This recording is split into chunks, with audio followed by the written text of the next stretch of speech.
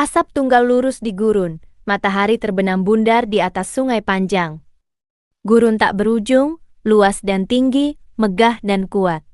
Ketika matahari merah tenggelam ke barat, ujung cakrawala berwarna merah tua. Di tengah kemegahan, terdapat juga rasa kesepian.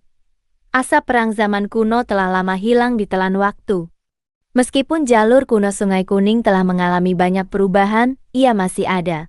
Chu Fang melakukan perjalanan sendirian. Ia sangat lelah. Ia berbaring di atas pasir kuning, memandangi matahari terbenam berwarna darah. Ia tidak tahu berapa lama lagi ia bisa meninggalkan gurun ini. Beberapa hari yang lalu ia lulus. Pada saat yang sama, ia mengucapkan selamat tinggal kepada Dewi Kampus. Mungkin mereka tidak akan bertemu lagi, karena ia pernah diberitahu secara halus, bahwa mulai sekarang, mereka akan berada di ujung dunia yang berbeda, dan sudah waktunya untuk berpisah. Setelah meninggalkan akademi, ia pun keluar untuk bepergian. Matahari terbenam sangat merah, tergantung di ujung gurun. Di tengah kekosongan, ada keindahan yang damai. Chu Fang duduk dan minum sedikit air. Ia merasa energinya pulih banyak. Tubuhnya termasuk tipe yang ramping dan kuat. Kualitas fisiknya sangat baik, dan kelelahannya berangsur-angsur hilang. Berdiri dan melihat ke kejauhan, ia merasa hampir meninggalkan gurun. Setelah berjalan sebentar lagi, ia mungkin akan melihat tenda para gembala. Ia memutuskan untuk terus maju.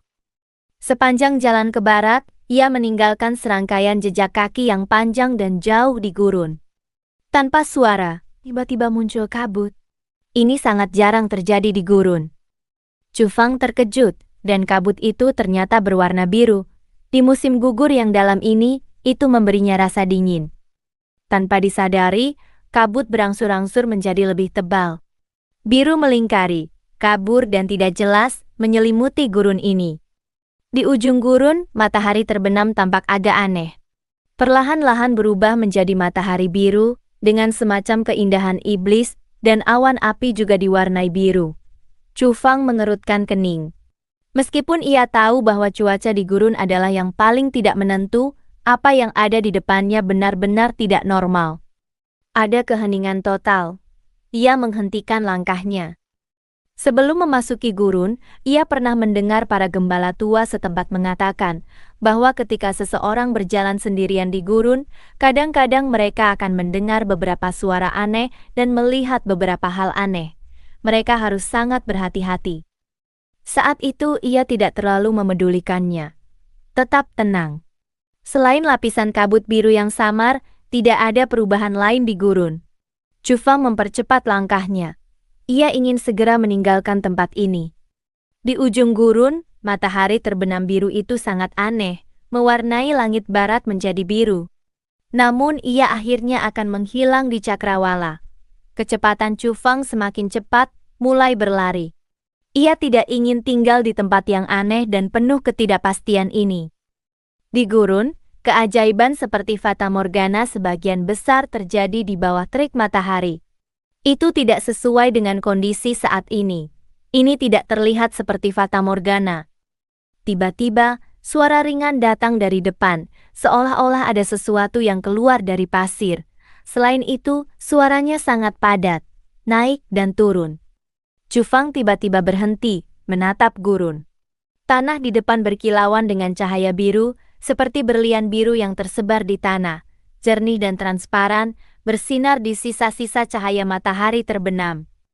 Itu adalah tunas-tunas muda, tingginya kurang dari 2,5 cm. Mereka keluar dari tanah di gurun, membawa kilau yang indah, tembus pandang dan aneh, ada di mana-mana. Setelah jeda singkat, suara gemerisik datang beruntun. Biru berkilauan. Semua tunas muda dengan cepat tumbuh tinggi, tumbuh dalam sekejap. Di cakrawala, matahari biru tenggelam, akan segera menghilang. Kabut menyebar.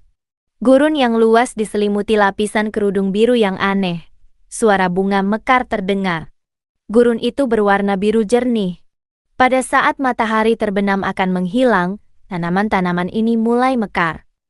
Sejumlah besar bunga biru, berkilauan, seperti mimpi, agak memabukkan, mekar di gurun. Itu sangat tidak nyata.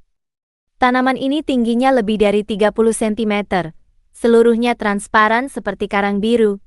Kelopak bunganya satu persatu, cantik dan memikat. Seolah-olah mekar di negara lain, membawa sifat iblis, menarik pikiran orang. Cufang mundur selangkah.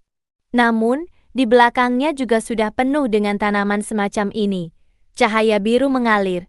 Ia tidak bisa melihat ujungnya. Ia sangat terkejut. Ia melihat dengan cermat, berusaha mengenali. Ini sangat mirip dengan bunga lili merah. Kelopak bunganya terbentang satu persatu, dan kemudian melengkung ke belakang. Sangat indah. Namun bunga lili berwarna merah cerah, sementara ini berwarna biru. Ia belum pernah mendengar ada bunga lili biru. Bunga kematian benar-benar ada, membawa warna agama yang kuat. Ada terlalu banyak legenda tentangnya, tetapi Chu Fang tidak mempercayai semua itu. Ia hanya terkejut dengan pemandangan di depannya. Gurun kering dan kekurangan air. Hanya tanaman tahan kekeringan yang sangat langka yang terlihat sesekali. Tersebar jarang. Sementara itu, bunga lili menyukai lingkungan yang suram dan lembab. Bagaimanapun, ia tidak seharusnya muncul di sini, apalagi begitu mempesona, ada di mana-mana di sini. Ia tidak bisa melihat ujungnya. Gurun itu luas. Kabut mewarnai matahari terbenam menjadi biru, meresap ke cakrawala. Seluruh gurun yang luas dan tak berujung ditumbuhi bunga lili biru. Itu sangat aneh dan misterius. Aroma samar melayang, membuat orang terpesona. Chu Fang menggelengkan kepalanya dengan kuat. Ia melangkah dengan hati-hati, menghindari bunga-bunga ini.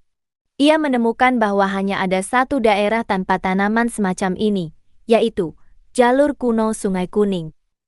Ia telah mengalami banyak perubahan selama bertahun-tahun dan telah mengubah jalurnya beberapa kali.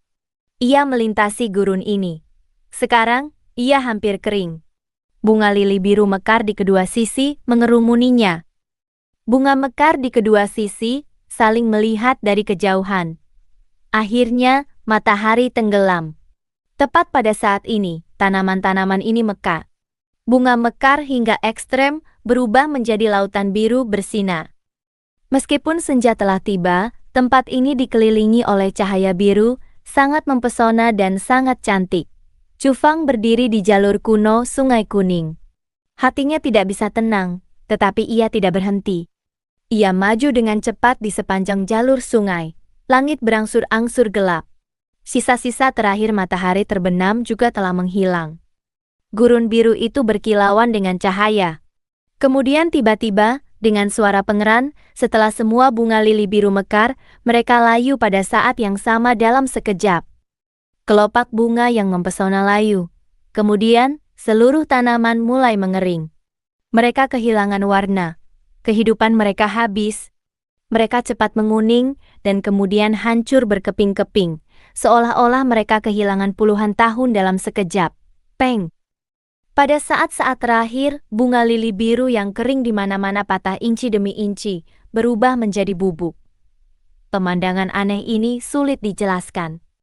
Mereka seperti kembang api, cemerlang sesaat, indah sampai ekstrem, dan kemudian layu, menjadi abu. Bubuk kuning layu jatuh di pasir. Sulit untuk membedakannya di senja. Pada saat ini, kabut biru juga telah menghilang. Gurun kembali normal, seolah-olah tidak ada yang terjadi. Ia kembali damai. Chu Fang tidak berhenti. Ia melangkah maju. Di senja hari, ia melewati banyak bukit pasir. Akhirnya, ia melihat bayangan gunung di cakrawala. Ia akan meninggalkan gurun, langit berangsur-angsur gelap. Ia akhirnya keluar. Ia melihat dengan jelas perbukitan, dan samar-samar melihat tenda para gembala di kaki gunung. Ketika ia menoleh ke belakang, gurun di belakangnya luas dan sunyi, sama seperti hari-hari biasa. Di depan perbukitan, lampu bergoyang. Bahkan ketika masih jauh dari kaki gunung, ia mendengar beberapa suara bising. Tempat itu tidak damai. Sepertinya ada sesuatu yang terjadi. Selain itu, ada suara ternak seperti sapi dan domba yang ketakutan, dan gerungan rendah anjing Tibetan Mastiff yang teredam. Apakah ada sesuatu yang tidak normal?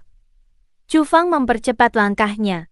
Ia bergegas ke kaki gunung, mendekati tempat tinggal para penggembala.